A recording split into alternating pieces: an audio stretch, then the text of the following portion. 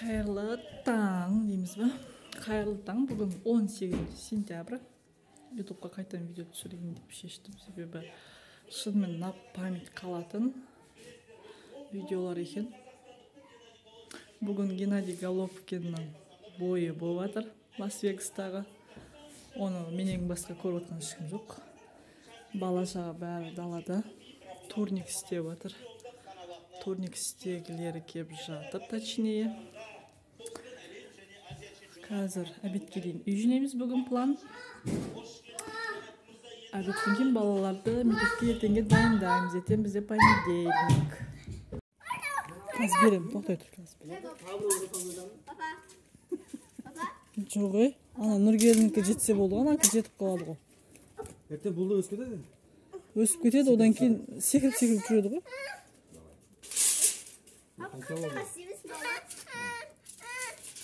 Соз қолыңды, соз ерін әп сенде. 2 метр ғой. Қалам 2 метр сүрін. Мен ба? 2 метр жоқ. Болды ма? Ана 20 сантиметр қосамыз ба? Үште қанша болады сонда? Күресіне бар ғой. Неғып жылатып атсың оны?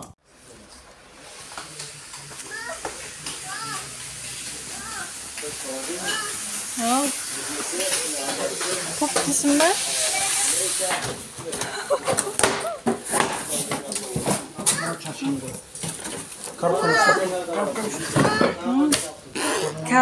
Biz kazıya varamız.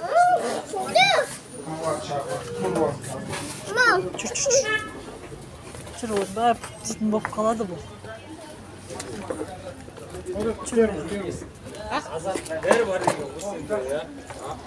Yanlar bir gel.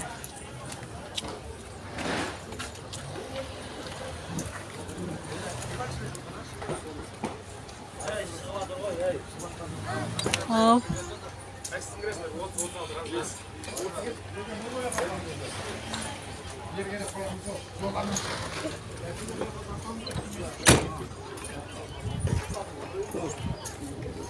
Al.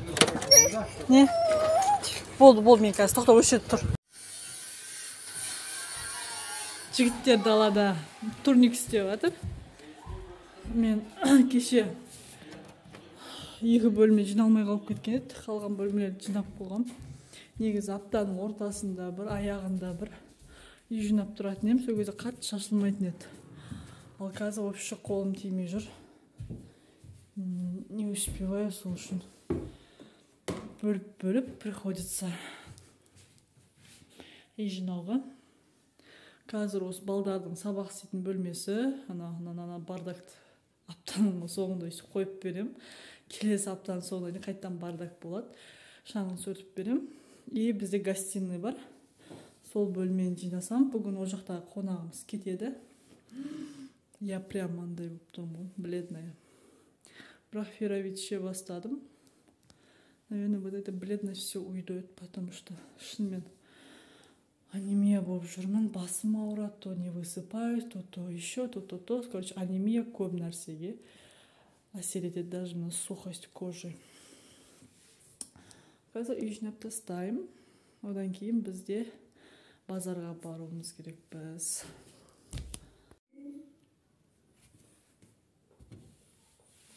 Ya, шығады. Қалдықсыз түнді. Шуы керек қой қалдықсыз. 25 тұтам. Det budu tabiga piu.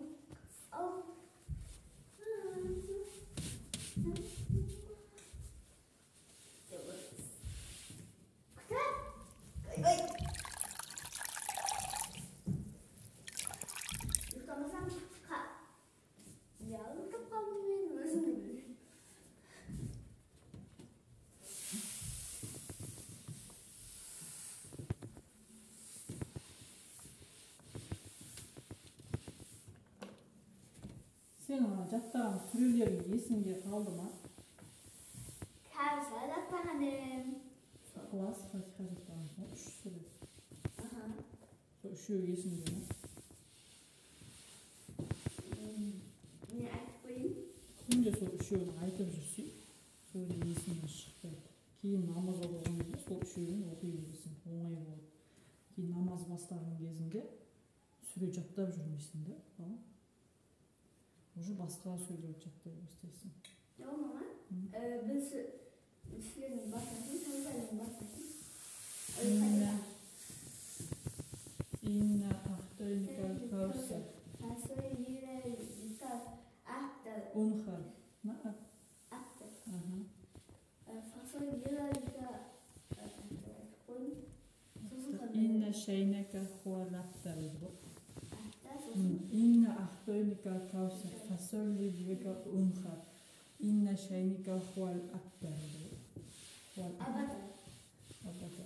Bunu tutmayalım. Namazını yoktur. Kavsar okuyayım, ihlas okuyayım. Şu onu okup böküzük olma. Fatiha gerek bu. Fatiha обязательно bilesinde. Euzubillahimineşşeytanirracim. Bismillahirrahmanirrahim. Elhamdülillahi Rabbil alemin. Errahmanirrahim. Maliki yevmiddin. İyyâke na'budu. İyyâke nasta'in. Fatiha обязательно ol. Fatiha namazda вообще kalmıyor. Fatiha'dan keyin tағы bir сүре қосасың. Fatiha'ның қасына бір сүре қосып, намазды сөйтіп оқып. Nasıl? Yani kalay okuyuz? Дәл қазір, мысалы намазға тұрасың, бүйтіп ниет еттім Алла разылығы үшін. Мысалы ақшам намазының 4 ракағат парызын өтеуге дейсің да, ниет етесің. Сөйтесің да, дұғасы бар. Бағана ниет еттім деген сөздерің бар ғой, сол ниет. Niyet ettim Allah razılığı üçün akşam namazını 4 rakaat parzını ötеуге дейсің de сөйтіп нені оқисың. Дұғасы бар кішкентай, Фатиханың алдында оқылатын. Сол дұғаны оқисың да кейін Фатиханы оқисың. Фатихадан кейін сол бағанағы Кәусар, Ихлас, Фалақ, Нас қай сүрені білесің, соны оқисың. Кейін еңкейесің. Кейін қайтып тұрасың да, кейін сәждеге басын бұрасың. Ол кезде, мысалы тұрып еңкейіп жатқан кезде, өзінің айтылатын қысқа сөздері бар. Мысалы арасың Аллаху акбар деп, Субхан рабби а'ла, Субхан рабби әзім деп. Аллаху акбар деп басыңды қоясың ғой жерге. Субхан рабби а'ла, Субхан рабби а'ла, Субхан рабби а'ла. 3 рет айтады. Кейін тұрасың Аллаху акбар деп, отырасың. Қайттан маңдайың сәждеге тигізесің да, қайттан Субхан рабби а'ла десің. Қайтып тұрасың, қайтадан Фатиханы оқылайсың да, тағы бір сүре оқисың. Уже басқа сүрені оқылайсың да. Басында Ихласты оқысақ, одан кейін Фалақты оқу. Білетін бір сүрені оқисың да, түсіндің бе? Қайттан тізеңді ұстайсың, рүкуға тұрасың, рүкух дейді ол. Ол ең соңында дұға ғой. Тілеген нәрсені сұрайсың, қалағанын. Ол Фатиха бір дұға, намаз оқу болмай ғой. Ағызынша жақсы көріп, әлі қырыл болды. Ең жақсы. Сен 9-ға толасың. Sonra? Намаз оқу бастайсың, жайлап. Namaz оқу болды.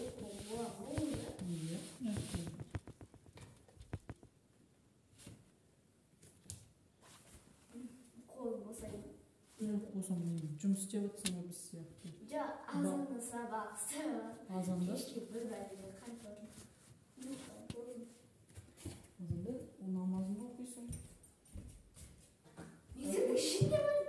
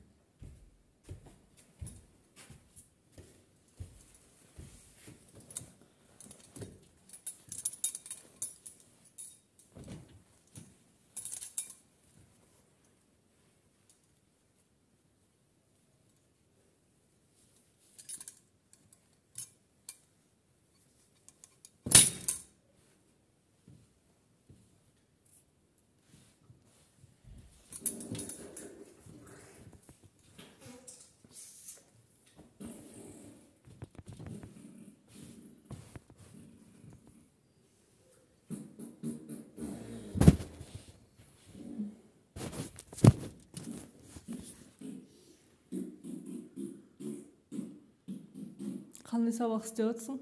Madem төртті бітірсем болды. И бомба.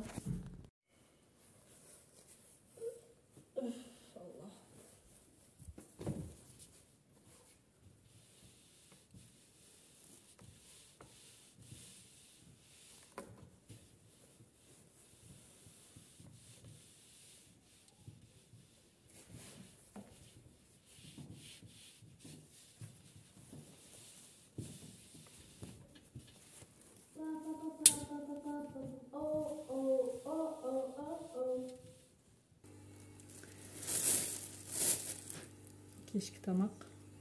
Бүгін бір қазан қып сүйекті салдым. Ет аспайым. Ертең мен күнімен үйде болмаймын. План қандай болды, себебі бізде апам больницада жатыр. Ертең операция. Апам, то есть енем, күйеуімнің мамасы больницада жатыр. Ол кісіге операция жасайды. Сол үшін сояқта, соның қасында боламын. Ертең қандай күн болатынын білмеймін. Сол үшін толтырып күріш көжені жақсы жеді. Балдар сол үшін күріш көжесі істеп қойып жатырмын. Қазір Ернұр огородтан помидор теріп әкелсе, салат істеп, төмен кешкі тамақты ішеміз. Балдардың киімін үтіктеп қойдым. Бүгін істеймін деген нәрсемнің пландарының көбісі орындалмады. Главное, ертең мектепке дайын болсақ болды. Оған бір мәнісі бола жатар. Обычно Ернұрды азанда сағат 8-ге мектепке мен апарып тастайтынмын. Немесе күйеуім апарып тастайды, мен алып қайтатынмын.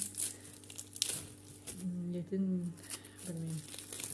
Ештеңе пландай алмай отырмыз. Ертең мен алып барып тастаймын, папасы апарып тастайтын шығар. Көреміз. Ернар ертең логопедке бармайды ол. Ол да логопедке барып жүрген. Логопедке бармайды. Мына жерме цементші алып қалған өден бағана. Ернар ұшақтаған еді, кеп цемент қолын ұстап. План сондай ертеңге. Не болатын көреміз. Ертең аман-есен операциямыз өтсе. Бағана айтпақшы, базарға бардық. Базардан унитаз, умывальник, айнасымен алдық. Ертең апа операциядан шыққанша орнатып қоямыз. Құдай қаласа. Үйге больницаға шыққан кезде. Бізде ванна, душу, бізде видите, барлық жер бітпеген. Жайлап бітіреміз. Үйді енді жыл ремонттаймыз дейміз. Биыл емес, бізде жылда по плану істейміз біз. Балдарды өсе берсін. Нормально істеу үшін, нормально ақша керек, әдемі істеу үшін. Сол ақшаны жинайық.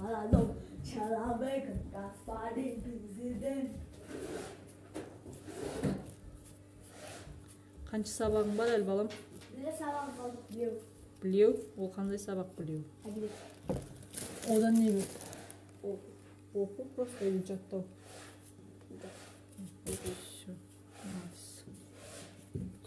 Өткенде жаттауыңды айттың ба, айтпақшы? Айттым. Не деді? Мағалысы, итағы бұл әшімнен бағымыз ба? Бұл қалай оқиды екен көру үшін. Бұл нені берді оқуға. Оқытты ма сөйтіп? Неожиданно. Неожиданно. Дұрысты неожиданно оқытып жатыр. Сендер үйде любой кітапты оқуларың керексіңдер. А сендер телефон шығып YouTube көріп отырсыңдар. Сендердің апайларың сендердің математикадан шығара аласың, ал оқудан нашарсың сен. Ал сен биыл текст тапсырасың, экзамен тапсырасың. Сен енді оқуға көп көңіл бөлсе, балам, телефон ютубыңды жинастырып, түсіндің бе? А матемді? Матемді онсыз да мектепте істеп жатсыңдар ғой, қосымшаға қалып. Күніне 1 сағат оқып отырсай сабақ. Кітап. Ал. Надо помидор делать. Жеваши, жуып же. Мама, не ситуациясыз? Камераға түсіріп жатыр. Мама, блогерсың ба? Иә, мамаң бүгіннен бастап блогер болғысы келіп жатыр. Жақсылап жусай, балам. Ана қолының кірі, өзінің кірін. Қолыңды жуып бірінші сабында бұтам. Уаңыз блогер сываты мама. Он тягнутым. Я здесь, я здесь. Я здесь.